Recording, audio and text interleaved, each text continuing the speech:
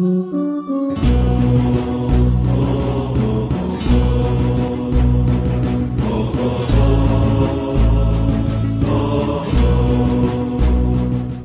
باللہ من الشیطان الرجیم بسم اللہ الرحمن الرحیم الحمد للہ رب العالمین والصلاة والسلام علی سید الانبیاء والمرسلین وعلی اہل بیتہ الطیبین الطاہرین المعصومین واللعنۃ الدائمۃ علی اعدائہم اجمعین من یوم عداوتہم الی قیام یوم الدین۔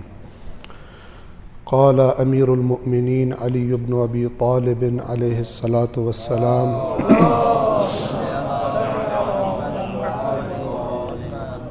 الحمد للہ الذی لا یبلغ مدحتہ القائلون ولا یحصی نعماءہ العادون ولا یؤدی حقہ المجتہدون۔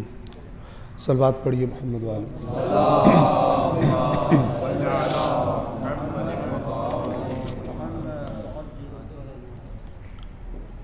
مولا کائنات کے خطبات، خطوط اور کلمات قصار پر مبنی نہج البلاغہ کا پہلا خطبہ انشاءاللہ ہم خداوند عالم کے فضل و کرم سے، اس کی توفیق سے اس کا آغاز کرتے ہیں، بالکل ایک درس کی طرح اور درس کی نیت سے انشاءاللہ میں بھی اور آپ بھی۔ اور اس درس سے جو مقصد ہے وہ خود مولا کائنات کی شخصیت کی معرفت مولا کے اپنے کلام سے، کہ کسی بھی ہستی کی شناخت اور اس کی معرفت کا سب سے بہترین اور سب سے قابل اعتماد طریقہ یہ ہوتا ہے کہ انسان خود اس سے، اس کے کلام سے انسان یہ معرفت حاصل کرتا ہے کہ اس کلام کے بولنے والا کس قسم کے افکار رکھتا ہے، کس قسم کے اہداف رکھتا ہے اور کس قسم کے درد رکھتا ہے۔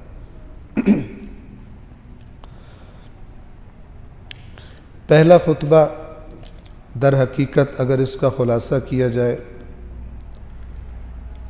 تو دین اسلام کی جو آئیڈیالوجی ہے اللہ کے بارے میں، اس کائنات کے بارے میں، اس کا ایک چھوٹا سا کورس ہے کہ مولا نے اس خطبے میں دین اسلام کی بنیادی ترین جو افکار ہیں اور نظریات ہیں ان کو بیان فرمایا ہے۔ سب سے پہلے اللہ تبارک و تعالی کی صفات کمال اور جمال سے آغاز کیا ہے، اس کے بعد اس کائنات کی خلقت کا تذکرہ فرماتے ہیں، آسمان و زمین، فرشتے، آدم علیہ السلام کی خلقت، فرشتوں کا آدم کو سجدہ کرنا، ابلیس کا اس سجدے کی مخالفت کرنا اور آدم علیہ السلام کا زمین پر اترنا، اور پھر اس کے بعد اسی خطبے میں اللہ تبارک و تعالی نے انبیاء کو کس مقصد اور کس ہدف کے تحت مبعوث فرمایا، اور پھر بالخصوص بعثت پیغمبر اسلام حضرت محمد مصطفیٰ صلی اللہ علیہ وآلہ وسلم اور قرآن کریم کی عظمت اور اہمیت اور رسول اللہ کی سنت یعنی روش اور طریقہ اور انداز، اس کے بارے میں گفتگو کی، اور پھر بالخصوص ایک موضوع حج کے بارے میں مولا کائنات نے اس خطبے میں بیان فرمایا ہے۔ اور گویا کہ یہ خطبہ نہج البلاغہ میں وہی حیثیت رکھتا ہے جو قرآن کریم میں سورۃ الفاتحہ رکھتی ہے۔ سورۃ الفاتحہ میں وہ تمام موضوعات اجمالاً بیان کیے گئے ہیں کہ جو موضوعات باقی سارے قرآن میں تفصیل کے ساتھ بیان کیے گئے ہیں۔ سورہ حمد ان کا خلاصہ ہے، سورہ حمد بھی کہتے ہیں، سورۃ الفاتحہ بھی کہتے ہیں۔ تو یہ جو خطبہ ہے اگرچہ سورہ حمد کی نسبت یہ طولانی تر ہے، مفصل ہے، لیکن گویا کہ یہ سورۃ الفاتحہ ہے نہج البلاغہ کی۔ اور ہم نے ایک جو ہمارے درمیان رسم رائج ہے وہ اس سورہ کا نام لیتے ہوئے بھی جب سورہ فاتحہ کہا جاتا ہے تو ایسا لگتا ہے کوئی کسی چیز کا اینڈ ہوا ہے، کسی شخص کا دنیا سے جانا ہو تو کہتے ہیں اس کی فاتحہ۔ اور اگر اس لفظ فاتحہ پہ دقت کی جائے تو فاتحہ یعنی کھولنے والی، یعنی آغاز کرنے والی۔ تو جب ہم فاتحہ کہتے ہیں تو ہمارے ذہنوں میں اینڈ اور اختتام کا تصور نہیں ہونا چاہیے، بلکہ آغاز کا اور ابتدا کا تصور ہونا چاہیے۔ صلوات پڑھیے محمد والے۔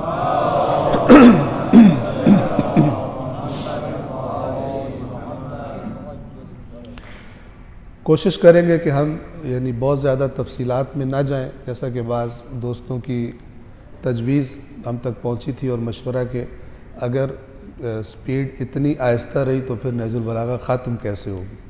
تو انشاءاللہ ہم کوشش کریں گے کہ اللہ نے توفیق دی، اور ہم کوشش کریں گے کہ بہت زیادہ تفصیلات میں نہ جائیں، لیکن یہ کہ ایک بات کو سمجھنے کے لیے جو بنیاد ہے وہ انشاءاللہ پوری طرح سے واضح کی جائے۔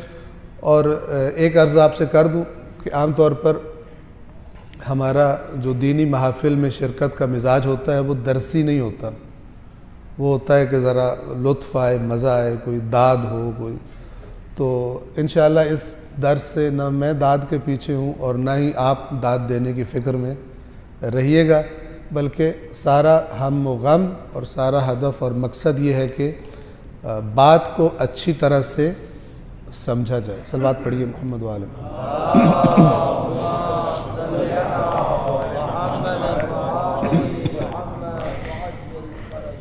لہذا بعض جگہ خاص طور پہ جب مولا خداوند عالم کے بارے میں بات کرتے ہیں اور اللہ تبارک و تعالیٰ کی صفات کی بات کرتے ہیں، اس کے وجود بابرکت کی بات کرتے ہیں، تو ممکن ہے کہ کچھ دیر کے لیے گفتگو تھوڑی سی ثقیل لگے، لیکن ہم کوشش کریں گے کہ جس قدر آسان سے آسان ہو بات کو واضح کیا جا سکے اور سمجھایا جا سکے۔ مولا کائنات آغاز فرماتے ہیں اللہ تبارک و تعالی کی حمد سے، الحمدللہ الذی لا یبلغ مدحتہ القائلون۔ الحمد یعنی تمام کی تمام حمد، تین لفظ ہیں، ایک حمد ہے، ایک مدح جس کو ہم مدحہ عام طور پہ کہتے ہیں مدح، اور ایک ہے شکر۔ ان تینوں کا معنی تقریباً قریب قریب ہے، خاص طور پہ حمد اور مدح، میم دال اور ہا۔ بعض اوقات یہ ایک ہی معنی میں استعمال ہوتے ہیں، لیکن جب ساتھ ساتھ آئیں، جیسے کہ اسی پہلے جملے میں آئے ہیں، حمد بھی آیا ہے اور لا یبلغ مدحتہ، یہ مدحت وہی مد ہے۔ تو مد کا جو دقیق معنی ہے وہ ایسی تعریف، ایسی ستائش، ثنا کہ جو اختیاری یا غیر اختیاری بات پر کی جاتی ہے۔ غیر اختیاری بات کی آپ کو مثال دیتا ہوں، آپ کوئی قیمتی موتی یا پتھر دیکھتے ہیں اور آپ اس کی تعریف کرتے ہیں، تو یہ جو اس موتی کی خوبصورتی ہے اور اس کی قیمت ہے وہ اس کی اختیاری چیز نہیں ہے، وہ بنا ہی ایسا ہے، اپنے اختیار سے ایسا نہیں ہے۔ تو جو غیر اختیاری چیز پر کی جاتی ہے تعریف، اس کو مدح کہا جاتا ہے، لیکن جو کسی کے اختیاری کام پر کی جاتی ہے اس کو حمد کہا جاتا ہے۔ اور اللہ تبارک و تعالیٰ کا کوئی بھی کام غیر اختیاری نہیں ہے، وہ جو کرتا ہے یفعل ما یشاء، جو اس کی مشیت ہوتی ہے اپنے اختیار سے، اپنی قدرت سے وہ انجام دیتا ہے، اسے کوئی مجبور نہیں کر سکتا، اسے کوئی سوال نہیں پوچھ سکتا۔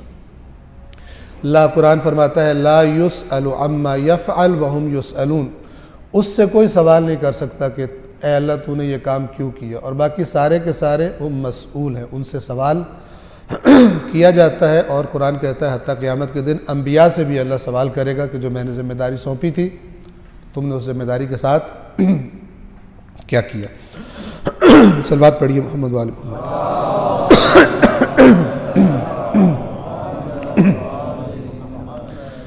تمام حمد للہ، اللہ کے لیے ہے، الذی، وہ اللہ کہ جس کی لا یبلغ مدحتہ القائلون، کہ حمد کرنے والے اور تعریف کرنے والے جس کی مدحت کو، جس کی ثنا کو، جس کی ستائش کو نہیں پہنچ سکتے، یعنی جتنی بھی کوشش کر لیں اللہ تبارک و تعالیٰ کی تعریف کا حق ادا نہیں کیا جا سکتا۔ وَلَا يُحْصِي نَعْمَاءَهُ الْعَادُّونَ، اگر کسی کے ذہن میں پہلے جملے سے یہ سوال اٹھے کہ کیا سبب ہے کیوں اللہ کی حمد نہیں کی جا سکتی، تو گویا یہ دوسرا جملہ اس سوال کا جواب ہے۔ وَلَا يُحْصِي نَعْمَاءَهُ الْعَادُّونَ، اور گنتی کرنے والے یعنی چیزوں کو گننے کے ماہر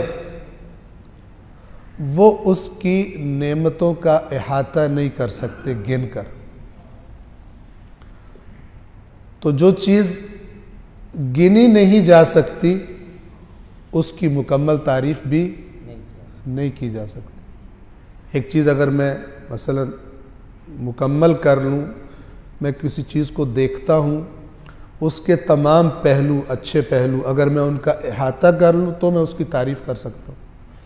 لیکن اللہ تبارک و تعالیٰ کی ابھی صرف مولا نے نعمتوں کا تذکرہ کیا جو انسانوں کو ملی ہیں، تو اگر ان نعمتوں کو انسان گننے پر قدرت رکھتا ہو تو وہ کہہ سکتا ہے کہ میں ہم بھی کر سکتا ہوں۔ لیکن یہ جو جملہ مولا نے فرمایا یہ بھی قرآن مجید سے لیا گیا ہے۔ قرآن مجید میں اللہ تبارک و تعالیٰ فرماتا ہے ان تعدوا نعمت اللہ لا تحصوها، اگر تم اللہ کی نعمتوں کو گننا چاہو تو نہیں گن سکتے۔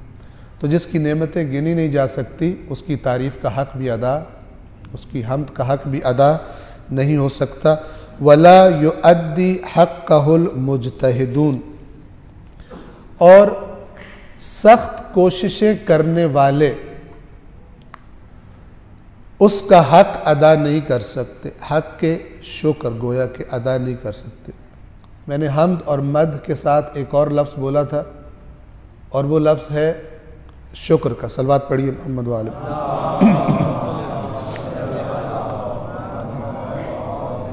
یہاں پر جن باتوں کی طرف آپ کی توجہ کروانا چاہوں گا وہ یہ کہ مخلوق جب خالق کی تعریف کرتی ہے اور حمد کرتی ہے تو مخلوق محدود ہے، اور جس کی تعریف کی جا رہی ہے وہ محدود نہیں ہے، وہ لامحدود ہے۔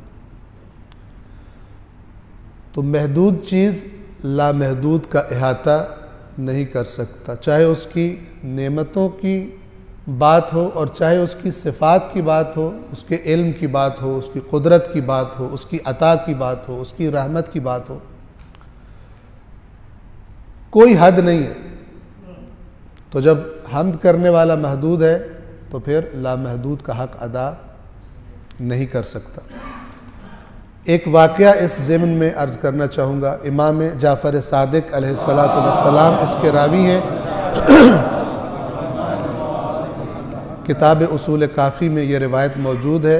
امام فرماتے ہیں اللہ تبارک و تعالی نے اپنے نبی موسیٰ علیہ السلام کی طرف وحی کی کہ اے موسیٰ میرے شکر کا حق ادا کرو، یعنی میرا اس طرح شکر ادا کرو کہ حق ادا ہو جائے۔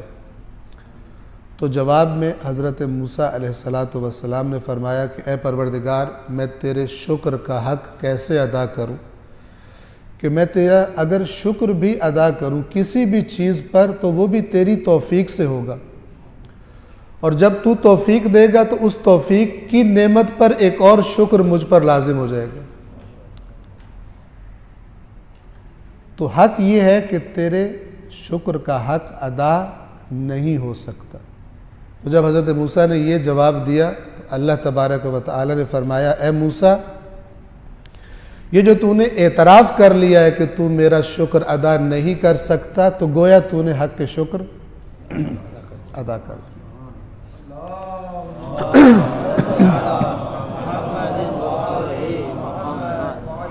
تو انسان کے لیے بھی جو اس میں درس ہے وہ یہ کہ ہمیشہ اپنے آپ کو اللہ تبارک و تعالیٰ کے احسانوں کے تلے سمجھے۔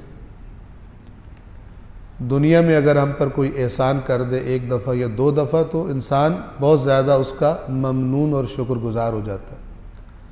تو اللہ تبارک و تعالیٰ سب سے زیادہ حق رکھتا ہے، چونکہ سب سے زیادہ عطائیں اور نعمتیں اسی کی دی ہوئی ہیں کہ اس کا احسان مند سمجھے انسان اپنے آپ کو۔ شکر بھی حمد سے ملتا جلتا ہے اس کا معنی، لیکن شکر اس حمد کو کہتے ہیں اور اس احساس کو کہتے ہیں جو انسان کے اندر تب پیدا ہوتا ہے جب کوئی نعمت، کوئی اچھائی اس کی طرف پہنچتی ہے۔ اس احسان کے بدلے میں انسان جو کام کرتا ہے، جو اظہار کرتا ہے، اس کو شکر کہا جاتا ہے۔ البتہ کتاب اصول کافی کی روایات میں یہ بیان شدہ ہے کہ حق کے حقیقی شکر کیا ہے۔ فرمایا کہ حقیقی شکر یہ نہیں ہے کہ انسان فقط زبان سے الحمدللہ کہہ دے یا سبحان اللہ کہہ دے، اگرچہ یہ بھی شکر ہے۔ امام نے فرمایا کہ حق کے شکر یہ ہے، حقیقت شکر یہ ہے کہ جو نعمت عطا ہوئی تھی جس کا شکر ادا کرنا چاہتا ہے، اس نعمت کو عطا کرنے والے کی ناراضگی کے کام میں استعمال نہ کرے۔ یہ فارمولہ ہے جو اہل بیت اطہارہ میں دیتے ہیں، ورنہ زبان سے کہنا کافی نہیں ہے۔ بہت ساری چیزیں ایسے ہیں کہ جس کی ہماری زبانوں کو ایسی عادت ہوتی ہے کہ ہمیں حتیٰ کہ پتہ بھی نہیں ہوتا کہ ہم کیا کہہ رہے ہیں۔ تو اگر ہم کہتے ہیں کسی نعمت کے بدلے میں کہ الحمدللہ، تو یہ زبان کا شکر ہے، اور یہ جب تک اس نعمت کے ساتھ ہمارے رویے سے کنیکٹ نہ ہو جائے، اور وہ رویہ کیا ہونا چاہیے کہ جو نعمت ملی ہے دینے والے کی مرضی کے خلاف اس کا استعمال نہ کیا جائے۔ تو یہ اہل بیت اطہار کے فرامین کے مطابق حقیقی شکر یہ ہے۔ صلوات پڑھیے محمد وآلہ۔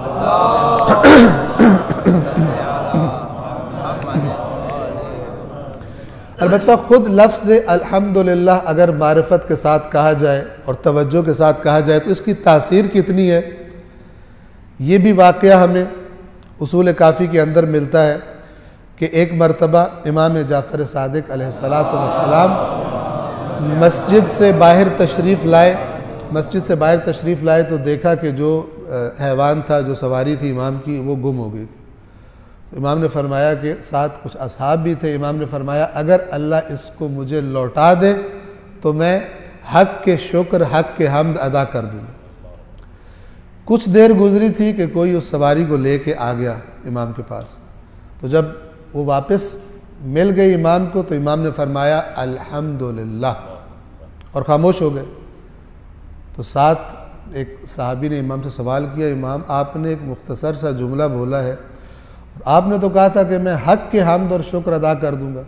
تو امام نے فرمایا کہ تو نے توجہ نہیں کی، میں نے کیا بولا ہے؟ میں نے کہا الحمدللہ، یعنی اس کائنات میں جتنی بھی حمد ہے ساری کی ساری اللہ کے لیے مخصوص ہے، تو میں نے کچھ نہیں چھوڑا۔ اب خداوند عالم اپنی صفات خود جانتا ہے، اپنا مقام خود جانتا ہے، اس نے سکھایا ہے نا سورۃ الفاتحہ میں۔ سورۃ الفاتحہ کا حسن یہ ہے کہ اللہ نے سکھایا ہے بندے کو خود سے ہم کلام ہونا۔ تو اس کا آغاز کیا ہے؟ الحمدللہ، یعنی جو مجھے پتہ ہے، جو مجھے نہیں پتہ، جن نعمتوں کی طرف میں متوجہ ہوں، جن نعمتوں کی طرف میں متوجہ نہیں ہوں، تیری صفات کی مجھے پوری معرفت نہیں ہے، تو اپنی صفات کو بہتر جانتا ہے، لہٰذا جتنا بھی حق بنتا ہے، یہ جو الف لام ہے حمد کے اوپر، الحمد، اس کا معنی ہوتا ہے ساری کی ساری حمد۔ امام نے فرمایا کہ تو نے سنا نہیں، میں نے کیا کہا؟ الحمدللہ، جتنی بھی حمد تصور کی جا سکتی ہے وہ اللہ کے لیے مخصوص ہے۔ صلوات پڑھیے محمد وآلہ۔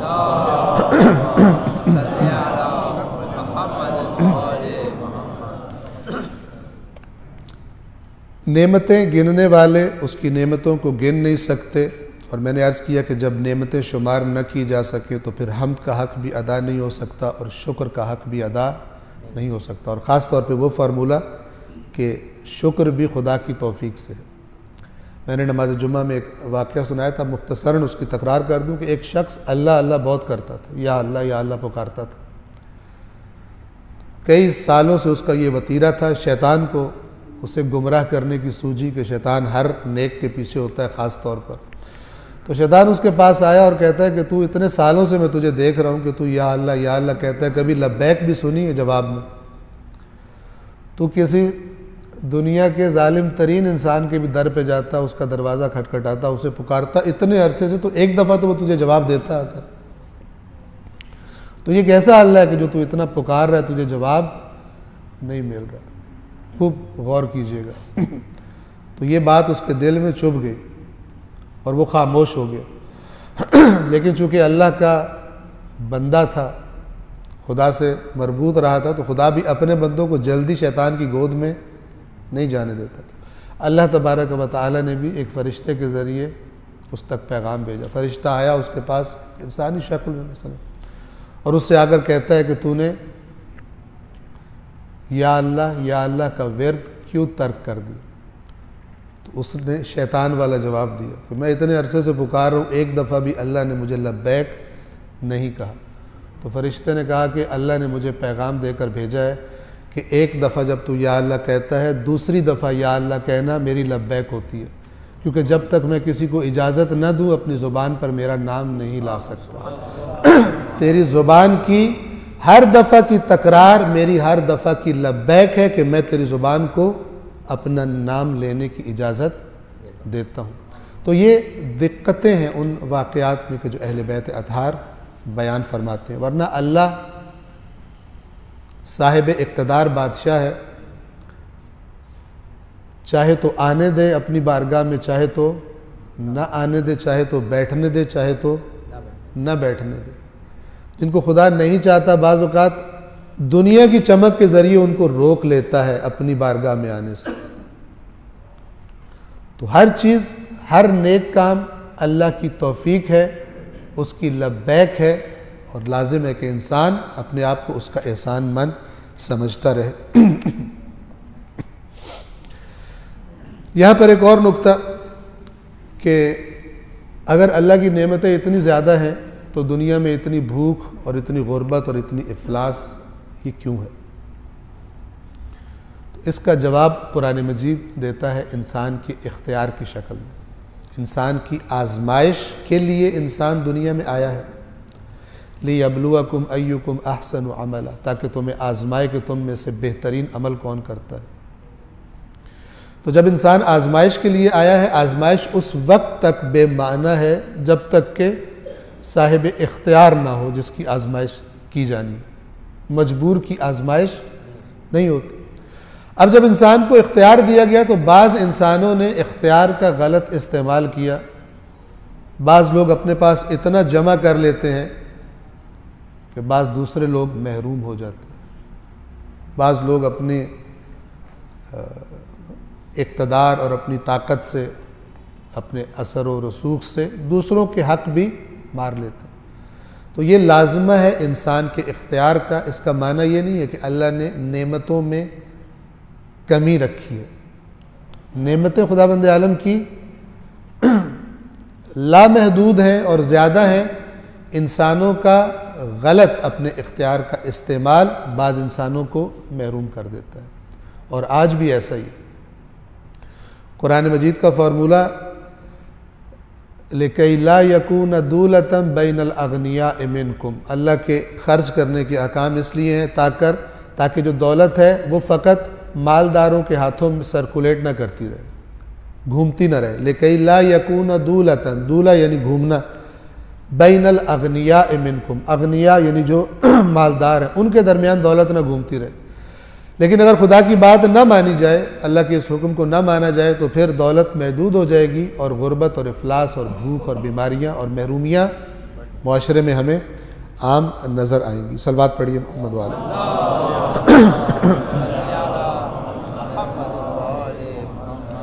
وَلَا يُؤَدِّ حَقَّهُ الْمُجْتَهِدُونَ، مجتہد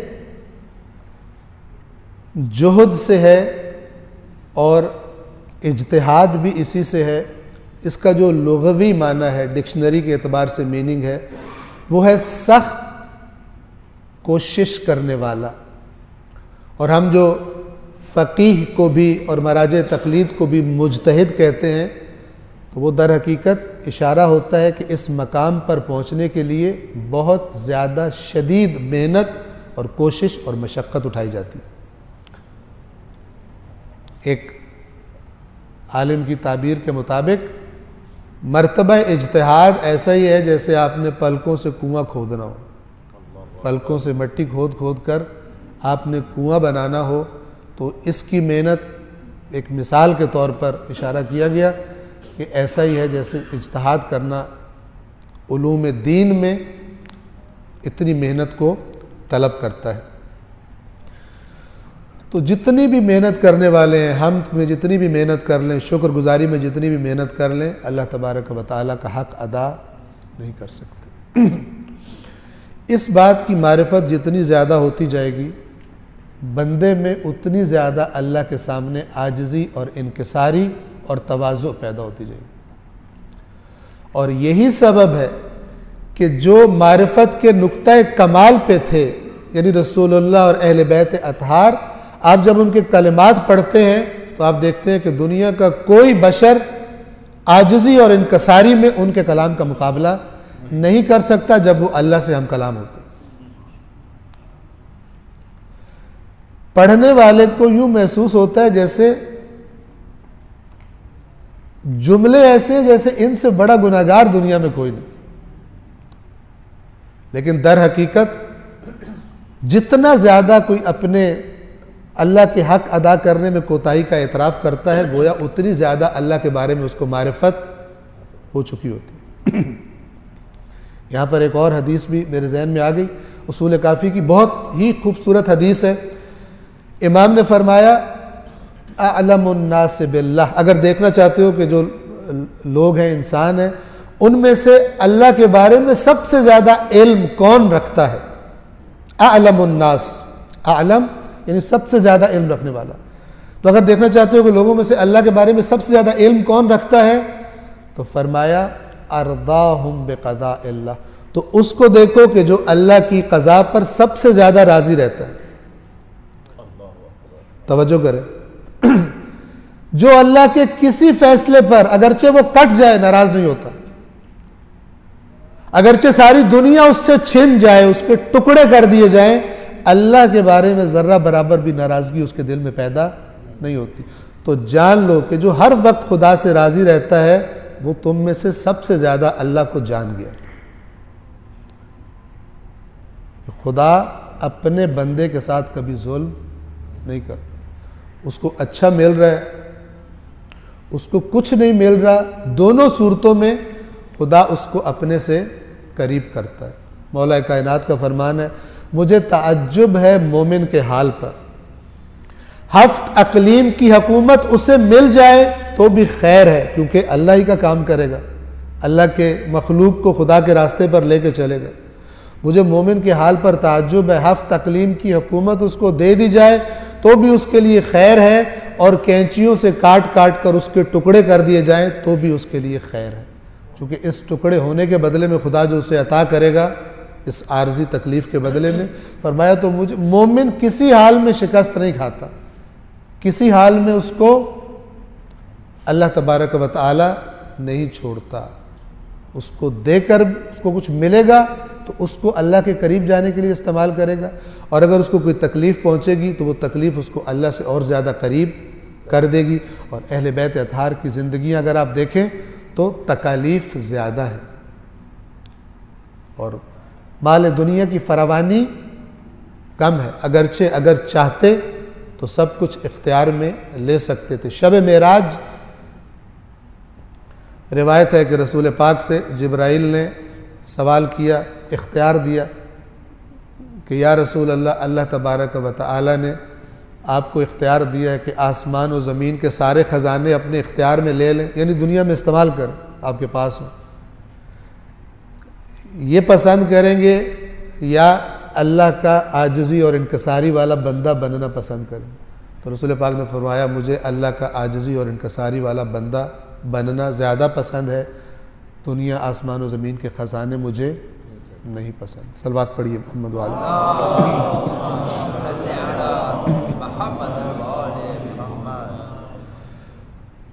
الذی لا یدرکہ بعد الہمم ولا ینالہ غوث الفطن، وہ اللہ کہ جس کو بلند ترین ہمتیں، دور تک پہنچ جانے والی ہمتیں، افکار، جس کو درک نہیں کر سکتے، جتنا بھی بلند سوچیں، جتنے بھی آگے بڑھ جائیں، اللہ تبارک و تعالیٰ کو درک نہیں کر سکتے، اس تک پہنچ نہیں سکتے۔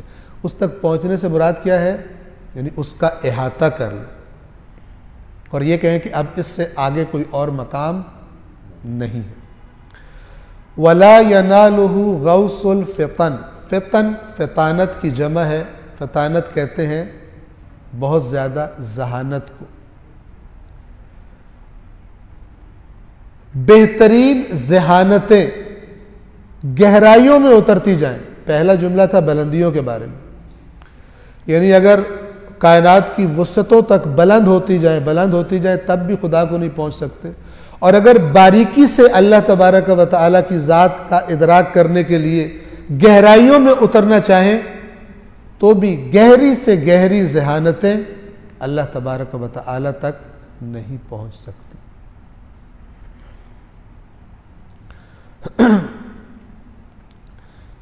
انسان کیوں اسے درک کرنے سے عاجز ہے؟ یہ جو مولا نے فرمایا کہ بلند ہمتیں، بلند افکار اس تک نہیں پہنچ سکتے اور گہرائی تک جانے والی ذہانتیں بھی اس تک نہیں پہنچ سکتی، تو اگلے جملے اس کے جواب میں ہیں۔ الذی لیس لصفتہ حد محدود، وہ اللہ کہ جس کی صفت کی کوئی حد محدود نہیں ہے، یعنی کوئی ایسا مقام نہیں ہے اللہ کی صفات کو بیان کرتے ہوئے کہ جہاں پہنچ کر یہ کہا جا سکے کہ حد پر پہنچ گئے، اس سے آگے کچھ نہیں بچا۔ حد محدود یعنی جس سے آگے نہ جایا جا سکتا، کوئی حد نہیں ہے اللہ کی صفات کی۔ ولا نعت موجود، نعت اچھی صفت بیان کرنا، یہ جو لفظ صفت ہے یا وصف جسے کہا جاتا ہے، اس میں دونوں شامل ہوتے ہیں، اچھے اوصاف اور برے اوصاف۔ لیکن جب لفظ نعت لایا جاتا ہے، عام طور پر یہاں پر نعت رسول معروف ہے، لیکن نعت مخصوص نہیں ہے۔ نعت کا مطلب کیا ہے؟ اچھی صفات کا بیان، کسی کی اچھی صفات کا بیان۔ تو مولا فرماتے ہیں وَلَا نَعْتٌ موجود، ایسی کوئی نعت وجود ہی نہیں رکھتی کہ جو اللہ کی نعت کا احاطہ کر لے، خداوند عالم اس سے بڑا ہے۔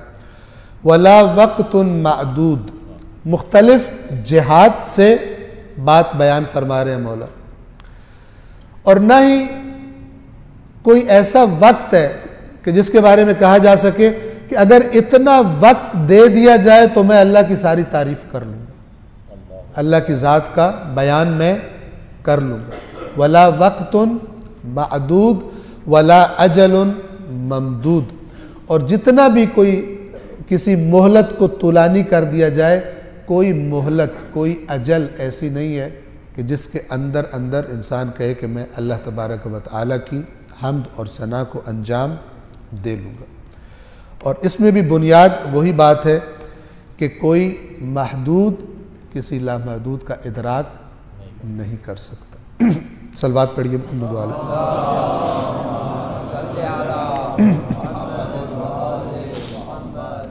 اب اس کے بعد اللہ تبارک و تعالیٰ کی جو اجمالی طور پہ تعریف کی تھی خدا کی صفات کی، ان میں سے بعض صفات کا مولا تذکرہ فرماتے ہیں،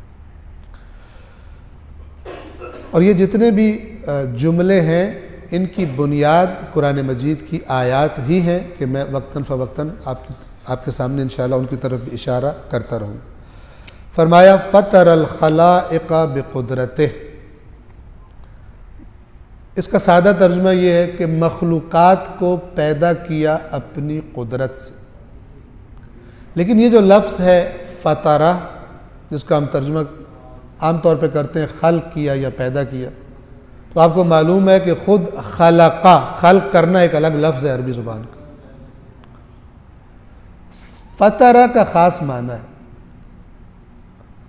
فطرہ کہتے ہیں کسی چیز کو چیر دینا، کسی چیز کو پھاڑنا، اور اس سے مراد گویا کہ پردہ عدم کو پھاڑ کر کسی کو عالم میں وجود میں لے آنا، یعنی کوئی چیز کہ جو کسی بھی طرح کا کوئی وجود، کوئی اثر، کوئی نام و نشان نہیں رکھتی تھی، اس کو کوئی چیز بنا دینا۔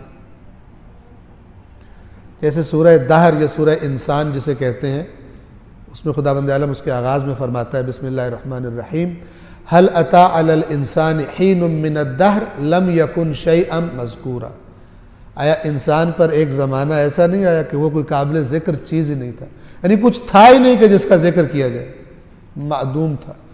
تو پردہ عدم کو پھاڑ کر عالم میں وجود میں لے کر آنا، یہ مراد ہے فطر الخلائق، کچھ تھا ہی نہیں سوائے اللہ تبارک و تعالی کی ذات کے، کوئی اور مخلوق اس کام پر قدرت اور اختیار نہیں رکھتی کہ عدم سے وجود میں لے کے۔ انسان کیا کرتا ہے؟ پہلے سے موجود چیزوں کی توڑ پھوڑ کر کے نئی چیز بنا لیتا ہے، انہیں جوڑ کر۔ یہ جتنے بھی علوم کی ترقی ہے، جتنی بھی چیزیں جن کو ہم ایجادات کہتے ہیں، یہ در حقیقت ایجاد نہیں ہے۔ ایجاد عربی کا لفظ ہے، ایجاد یعنی وجود میں لانا، تو وہ وجود پہلے ہی موجود ہوتا ہے۔ انسان کیا کرتا ہے؟ جیسے وہ بچے بلاکس کو جوڑ کر گھر بنا لیتے ہیں، اسی طرح سائنسدان، عالم، تحقیقات کرنے والے چیزوں کی صفات جو پہلے سے ان کے اندر موجود ہیں اس کائنات میں، ان کو کشف کرتے ہیں، ان کو ڈسکور کرتے ہیں اور ان کو جوڑ کر نئی چیز بنا لیتے ہیں۔ نہ کسی نے دعویٰ کیا اور نہ کوئی دعویٰ کر سکتا ہے کہ میں نے لا شے سے کوئی شے بنائی ہے۔ کچھ نہیں تھا اور میں نے کچھ بنایا ہے۔ میں بھی جانتا ہوں، آپ بھی جانتے ہیں کہ ایسا دعویٰ نہ کسی نے کیا ہے اور نہ کوئی کرنے کی قدرت رکھتا ہے۔ عدم کے پردے کو پھاڑ کر وجود بخشنا، اسے کہتے ہیں فطرہ۔ اور وہ جو اس کا چیرنے اور پھاڑنے کا معنی ہے، اسی لیے کہتے ہیں روزہ افطار کیا میں نے، وہ افطار بھی فطرہ سے، گویا کہ میں نے روزے کو پھاڑ دیا، یعنی ختم کر دیا اس کو۔ صلوات پڑھیے محمد وآلہ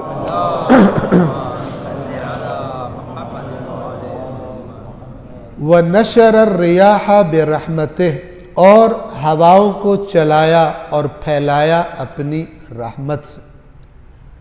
جب خلق کا نام لیا تو فرمایا قدرت سے، اور جب ہواؤں کے پھیلانے کا نام لیا تو فرمایا اپنی رحمت سے۔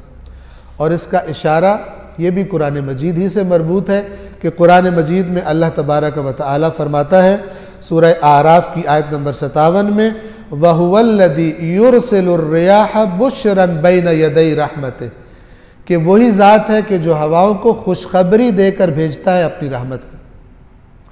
اور یہ خاص طور پر اس موقع کے لیے کہ جب بارشیں نہ ہو رہی ہوں، زمینیں بنجر ہو رہی ہوں، فصلوں کے نقصان کا اندیشہ ہو، پینے کے پانی کے کم ہو جانے کا اندیشہ ہو، تو ایسی سخت گرمی میں اور شدت میں جب بارش کا پیغام لے کر ٹھنڈی ہوا چلتی ہے تو وہ جو قحط زدہ لوگ ہوتے ہیں ان کو پتہ ہوتا ہے کہ یہ کتنا بڑا رحمت کا پیغام ہے۔ لہذا مولا نے اسی قرآن مجید کی آیت سے اس نقطے کو لیتے ہوئے فرمایا وَنَشَرَ الرِّيَاحَ بِرَحْمَتِهِ، اور اس نے ہواؤں کو چلایا اور پھیلایا اپنی رحمت کے ساتھ وَوَتَّدَ بِالصُّغُورِ مَيَدَانَ أَرْضِهِ، اور سخت پتھروں کی یا ہم کہیں پہاڑوں کی اور چٹانوں کی کیلوں کے ذریعے زمین کے اضطراب کو، زمین کی لرزش کو، زمین کی حرکت کو روک دیا۔ آپ چاہیں تو جا کر سرچ کریں، آپ لکھیں ارتھ کویک اور ماؤنٹینز کا آپس میں لنک کیا ہے، تو آپ کو بہت سارا مواد مل جائے گا۔ البتہ ظاہر ہے کہ جہاں بھی جو بھی بات اللہ تبارک و تعالی یا اللہ کا کوئی نمائندہ کرتا ہے تو اس کو چھپانے کے لیے دوسری طاقتیں بھی حتماً حرکت میں آ جاتی ہیں۔ تو آپ جب انٹرنیٹ کی فضا میں بھی جائیں گے تو آپ کو دو قسم کی چیزیں ملیں گی، ایک وہ دلائل کہ جو اسی کے حق میں ہے کہ کس طرح پہاڑ اور زمین کا جو سخت حصہ ہے، چٹانوں والا جو زمین کے اندر تک جس کی جڑیں ہیں، وہ کس طرح زمین کی اس اضطراب اور لرزش جسے ہم بعض اوقات زلزلہ بھی کہتے ہیں اس کو روک کے رکھتا ہے۔ تو ابھی میں مختصراً عرض کرتا ہوں، مزید یہ کہ آپ خود جا کے اس پر ریسرچ کریں، اس کو مزید سمجھنے کی کوشش کریں کہ زمین کے اندر یہ چٹانیں اور پتھر کافی اندر تک اترے ہیں۔ اگر یہ نہ ہوتے، سخت چٹانوں کا وجود نہ ہوتا اور صرف مٹی ہوتی، تو زمین کے اندر کا جو پگھلا ہوا حصہ ہے جس کو لاوا بولتے ہیں، مولٹن، سخت گرم ہے، وہ جو حرکت کرتا ہے تو اس کی حرکت کو زیادہ تر یہ سخت چٹانیں روک لیتی ہیں، اور بعض اوقات جب حد سے زیادہ اس کی طاقت بڑھ جاتی ہے تو پھر وہ چٹانوں کو بھی توڑ کر کسی نہ کسی پہاڑ سے، کسی نہ کسی جگہ سے نکل آتا ہے، تو اس زمین کے اندر کی حرکت اوپر تک آ جاتی ہے۔ لیکن یہ جو سخت چٹانوں کے لیئر ہیں اللہ تبارک و تعالی نے زمین پر لگائے ہیں، اس کی وجہ سے وہ زلزلے بہت ہی محدود ہو کر رہ گئے، اور اگر یہ نہ ہوتا تو پھر ان زلزلوں کی تعداد بہت زیادہ ہوتی، اور حتیٰ کہ اس سائنس کے جاننے والے افراد کے مطابق، کیونکہ میں اس کا اسپیشلسٹ نہیں ہوں اور جس میں بندہ اسپیشلسٹ نہ ہو اس میں اس کو محدود رہنا چاہیے، تو ان کے جو تھوڑے بہت باتیں پڑھی ہیں ان کا کہنا یہ ہے کہ جس طرح چاند کی کشش کے اثر سے سمندر بعض اوقات اوپر آ جاتا ہے اور نیچے چلا جاتا ہے، اگر یہ سخت چٹانیں زمین کے اندر نہ ہوتی تو حتیٰ کہ جو یہ مٹی والا حصہ ہے زمین کا، اس پر بھی اس قسم کی حرکات وجود میں آ سکتی تھی۔ جس طرح پانی اوپر نیچے ہوتا ہے اس طرح زمین بھی اس کشش کے اثر میں اوپر نیچے ہوا کرتی، لیکن چاہے زمین کے اندر سے زلزلے کا سبب موجود ہو اور چاہے اوپر سے یہ حرکت کا سبب موجود ہو، ان پہاڑوں اور سخت پتھروں کا وجود زمین کی حرکت کو کنٹرول میں رکھتا ہے۔ اس کو مولا علیہ السلام نے فرمایا کہ وَوَتَّدَ، اور جیسے کہتے ہیں نا کیل ٹھونک دینا، اور کیل ٹھونک دیے بالصغور، پتھروں کے ذریعے سے میدان ارضہ، اپنی زمین کی حرکت کو۔ میدان حرکت کو کہتے ہیں، اضطراب اور لرزنے والی حرکت کو۔ صلوات پڑھیے محمد وعلیہ۔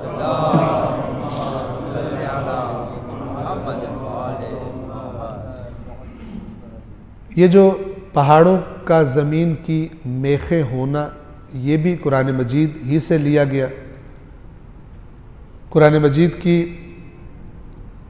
سورہ نحل کی آیت نمبر 15 میں اللہ تبارک و تعالیٰ فرماتا ہے وَأَلْقَى فِي الْأَرْضِ رَوَاسِيَ أَن تَمِيدَ بِكُمْ، اور اس نے زمین میں پہاڑ گاڑ دیے تاکہ زمین تمہیں اپنے ساتھ نہ لے جائے، یعنی زمین میں ایسی حرکت پیدا نہ ہو جیسا پانی لرزتا رہتا ہے، پانی میں حرکت رہتی ہے، زمین بھی تمہیں اپنے ساتھ گویا کہ لے نہ جائے زمین کی حرکت، تو اس نے پہاڑوں کے ذریعے اس کی حرکت کو روک دیا ہے، اس کو ثابت اور ساکن کر دیا ہے تاکہ انسان زندگی گزار سکیں بآسانی۔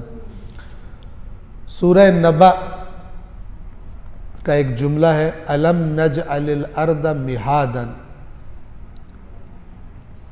یہ جو ایک جملہ ہے کہ کیا ہم نے زمین کو مہاد نہیں بنایا، قرار نہیں دیا۔ مہاد کا لفظ ہے مہد سے، مہد کہتے ہیں اس جھولے کو جس میں بچہ آرام کرتا ہے۔ آپ نے دیکھا ہوگا کہ بچہ جب مضطرب ہو، رو رہا ہو، تنگ کر رہا ہو، تو اس کو جب جھولے میں ڈالا جائے تو اس کو سکون ملتا ہے، وہ خاموش ہو جاتا ہے اور سو جاتا ہے. یعنی جو اس کی طبیعت جس کے ساتھ مانوس ہوتی ہے، ایسا ماحول اس کو جھولے میں مل جاتا ہے. تو یہ لفظ استعمال کیا ہے اللہ نے قرآن کریم میں 30ویں پارے کی پہلی سورہ میں، الم نجعل الارض مہادا، یعنی ہم نے زمین کو تمہارے لیے ایسا نہیں بنایا جیسا بچے کا آرام دہ جھولا ہوتا ہے. یعنی جو کچھ تمہاری زندگیاں گزارنے کے لیے ضروری تھا، بلکہ اضافی بھی تھا، وہ ہم نے اس زمین میں رکھ دیا. آپ کشش ثقل کو لے لیں، آپ اپنے ماحول کے اندر، ایٹماسفیئر کے اندر آکسیجن کے وجود کو اور پھر اس کی مناسب پرسنٹیج کو لے لیں اور آپ گنتے جائیں ہر وہ چیز کے جو آپ کے اطراف میں موجود ہے. اگر اس کا بیلنس تھوڑا سا خراب ہو جائے تو انسانوں کی زندگیاں، ساری کی ساری ٹیکنالوجیاں کہاں جائیں. آپ نے دیکھا پانی کہ جس کے ساتھ انسان کی زندگی حیات مربوط ہے، بلکہ قرآن کے کہنے کے مطابق بھی اور آج کی سائنس بھی وہی گواہی دیتی ہے کہ زندگی کا آغاز ہی پانی کے ساتھ ہے. اور آپ سنتے ہیں کہ جناب مریخ پر، مارس پر کیا تلاش کیا جا رہا ہے؟ پانی تلاش کیا جا رہا ہے. فلان اتنے سالوں کے فاصلے پر ایک سیارہ پیدا ہوا، اس میں پانی ڈھونڈا جا رہا ہے. کیوں پانی ڈھونڈ رہے ہیں؟ اس لیے کہ ان کو پتہ ہے کہ پانی مربوط ہے زندگی کے ساتھ. پانی ہوگا تو اس کا مطلب ہے زندگی بھی وہاں پر وجود رکھتی ہوگی یا وہاں پر زندہ رہا جا سکتا ہے. قرآن مجید بھی اسی بات کرتا ہے. لیکن خداوند عالم جب چاہے تو وہ چیزیں کہ جو انسان کی زندگی کا سامان ہے، وہی چیزیں اس کے حکم سے انسان کے نام و نشان کو مٹا دینے کا سامان بھی بن جاتی ہیں، اور انسان اپنی پوری کی پوری طاقت کے ساتھ اللہ تبارک و تعالیٰ کا کچھ بھی بگاڑ نہیں سکتا. اور ایسی قومیں کہ جو اپنے زمانے میں بہت ہی زیادہ طاقتور تھی، عاد و سمود و فرعون کی قوم، ان کے تذکرے اللہ نے قرآن مجید میں متعدد مقامات پر کیے ہیں. صلوات پڑھیے محمد وعلہ.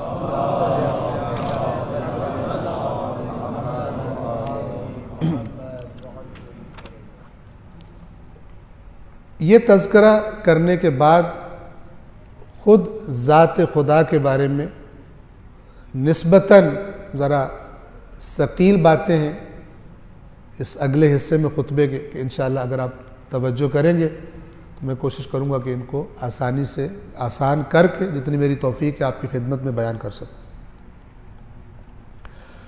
فرمایا اول الدین معرفتہ.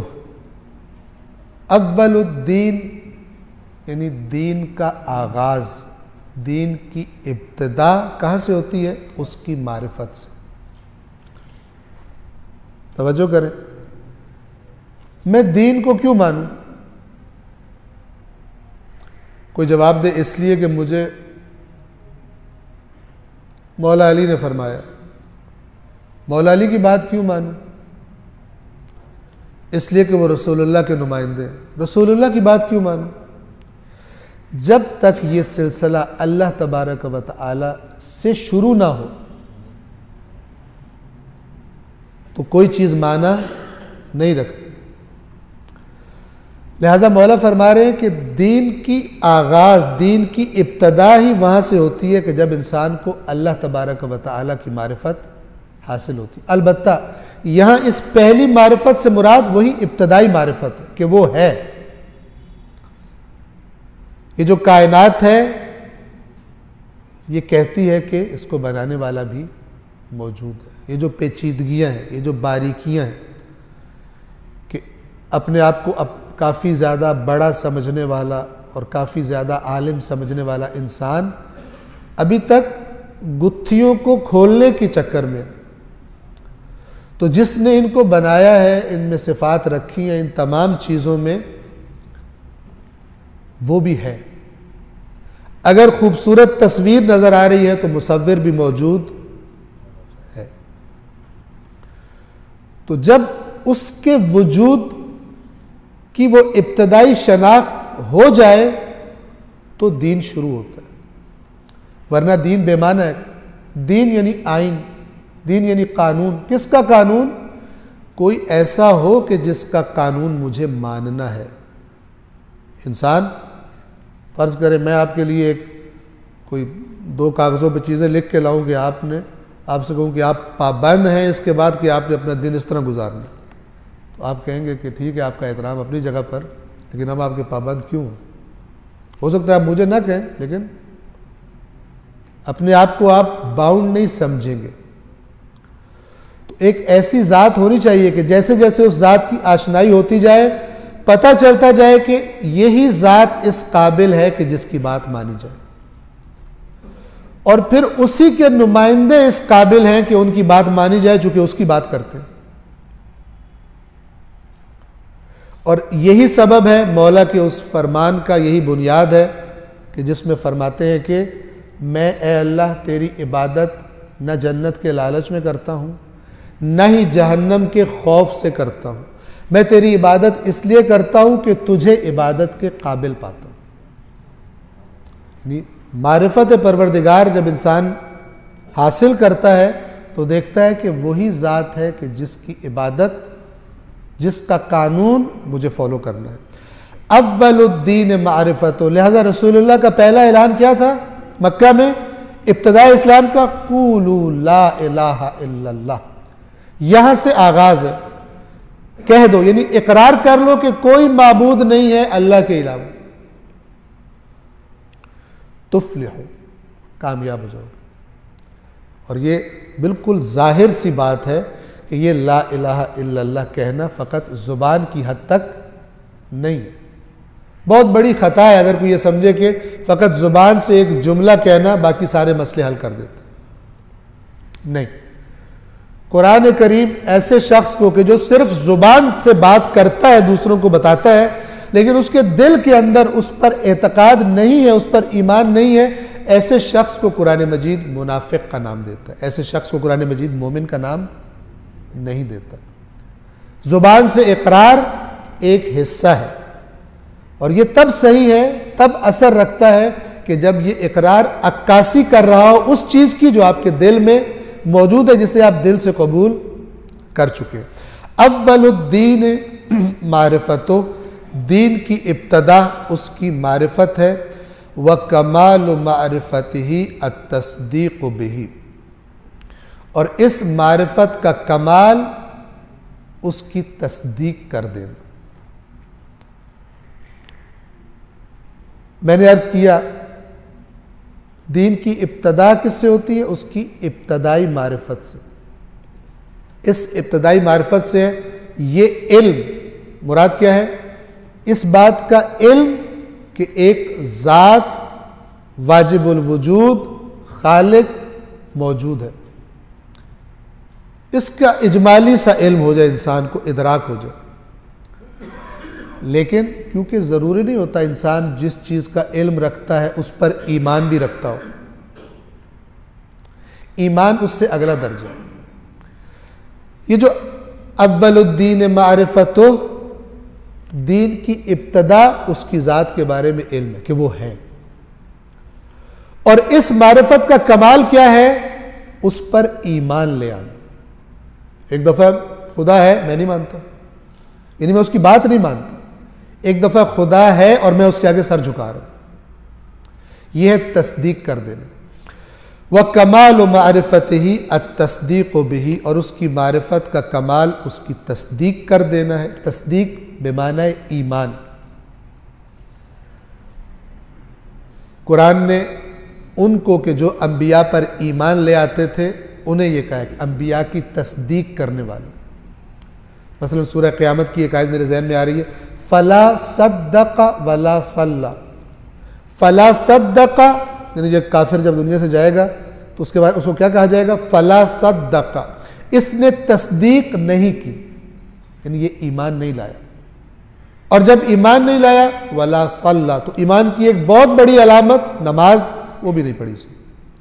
فَلَا صَدَّقَ وَلَا صَلَّى، نہ تصدیق کی نہ ہی نماز پڑھی۔ کمال معرفت اس کی تصدیق ہے، اور کمال تصدیق و کمال التصدیق بہ توحید، اور اس کی تصدیق کا نقطہ کمال یہ ہے کہ انسان اس کی توحید کا قائل ہو جائے، اس کی توحید پر ایمان لے آئے۔ توحید یعنی واحد اور احد قرار دینا،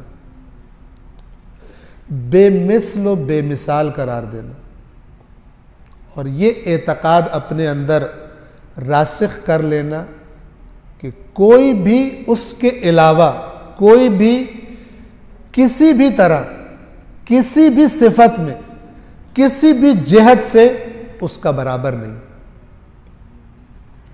اور اس کا اجمال اللہ تبارک و تعالی نے سورہ اخلاص میں بیان فرمایا، جس کو سورہ توحید بھی کہتے ہیں۔ قل هو اللہ احد، اے رسول ان کفار کو اپنے اللہ کا تعارف کروائیں۔ دیکھیں، ایک اللہ کو یہاں پر ضروری ہے کہ میں یہ عرض کر دوں، چونکہ یہ آج کل کے جو حالات ہیں بعض ان سے بڑا گہرا رابطہ ہے اس کا۔ قرآن مجید کے واضح اعلان کے مطابق کفار مکہ اللہ کو مانتے تھے۔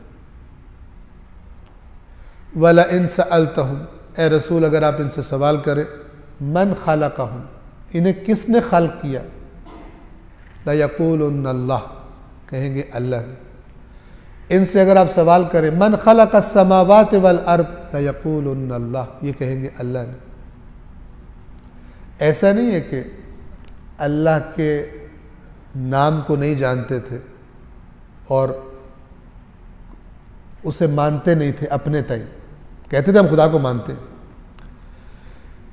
لیکن جس اللہ کا تعارف رسول پاک نے کروایا اور کہا لا الہ الا اللہ،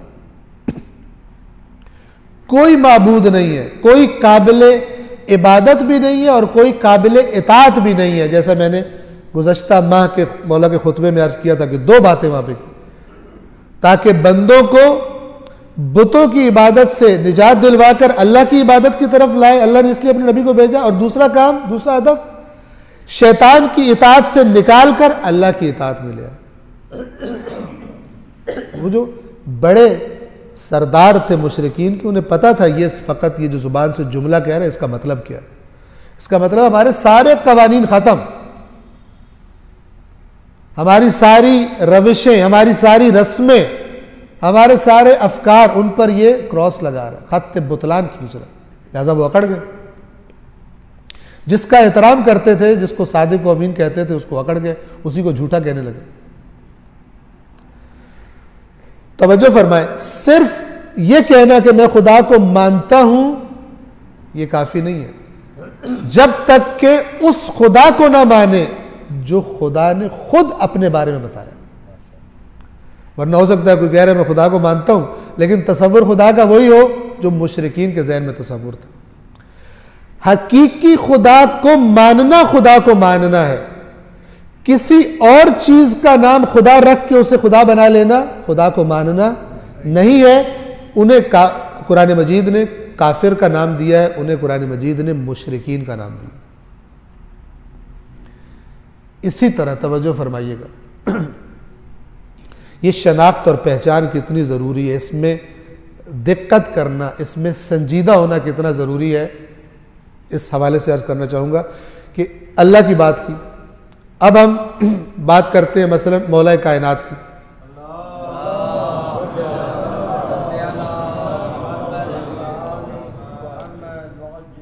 مولا کائنات کے بارے میں یہ کہنا کہ میں علی کو مانتا ہوں، یہ تب تک صحیح نہیں ہوگا، قیامت کے دن قابل قبول نہیں ہو سکتا کہ جب تک ہم حقیقی علی کو نہ مانیں۔ ورنہ آپ کو معاشرے میں، آج کے معاشرے میں آپ کو کئی قسم کے علی مل جائیں گے جن کا لوگ تعارف کرواتے ہیں۔ تو جس طرح یہ کہنا کہ میں اللہ کو مانتا ہوں اس وقت تک کافی نہیں ہے جب تک کہ اللہ کی ذات کی صحیح معرفت نہ ہو، جو اللہ ہے اس کو اللہ مان کے قبول کرے۔ تو جب اس اللہ کو مانے گا تو پھر اسی کے قانون کو مانے گا۔ اسی طرح جب تک مولا کی صحیح معرفت نہیں ہوگی تو تو پھر مولا کے بارے میں بھی ہمارا رویہ، ہم کسی اور وجود کو، کسی اور صفات کو ہم سمجھتے رہے کہ یہ مولا ہے، تو ہم اصل مولا سے دور ہیں۔ امام حسین علیہ الصلوۃ والسلام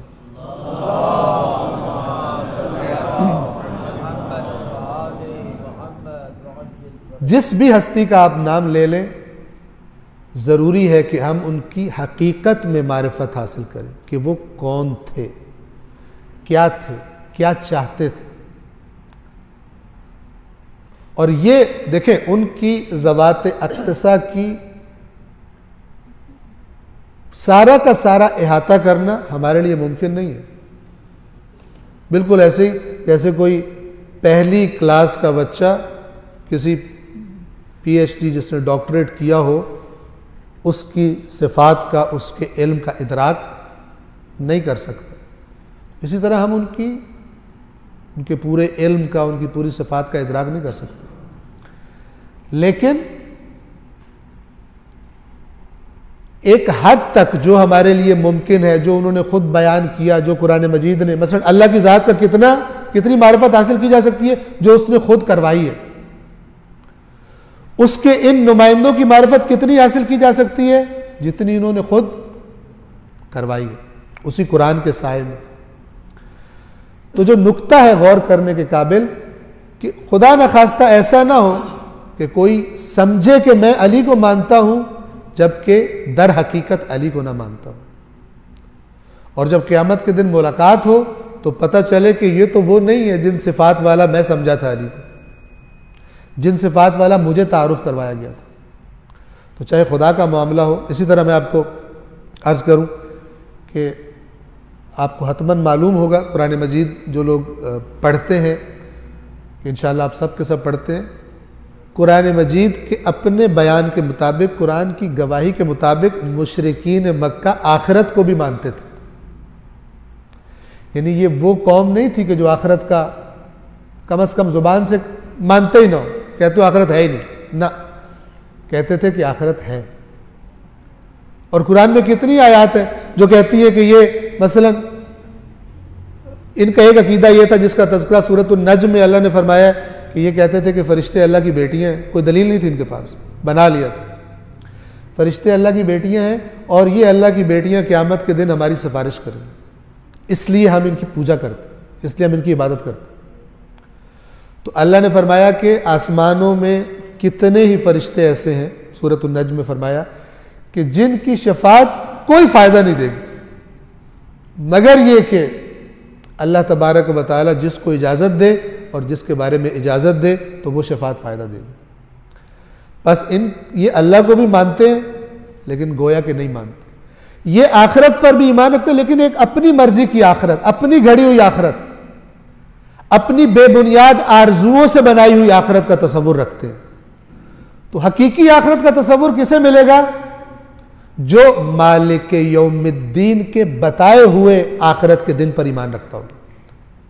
مالک یوم الدین پر تاکید، اللہ سب چیزوں کا مالک ہے، لیکن تاکیداً فرمایا سورۃ الفاتحہ میں مالک یوم الدین، جزا کے دن کا مالک۔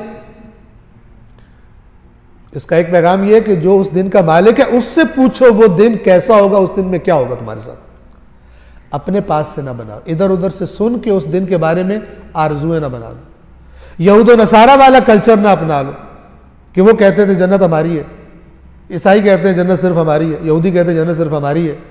اللہ نے ان کے جواب میں فرمایا جنت اس کی ہے جو اللہ کو جھکے اور اس کا عمل اچھا ہو، جنت اس کے لیے۔ تو آرزوؤں پر نہ جنت ملتی ہے، آرزوؤں سے نہ آخرت کا تصور انسان کا صحیح ہوتا ہے۔ صلوات پڑھیے محمد والے۔